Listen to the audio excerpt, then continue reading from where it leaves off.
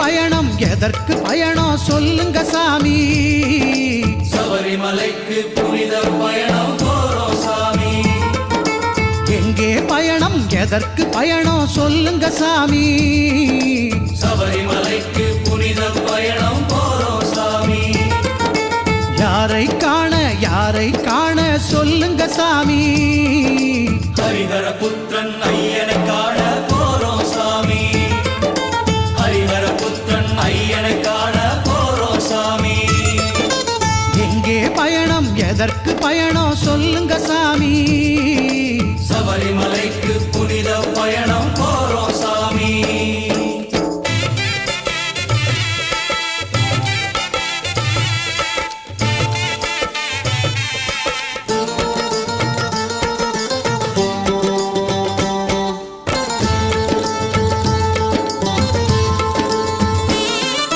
மாலை போட்டோம் காவி உடுத்தோம் ஐயனை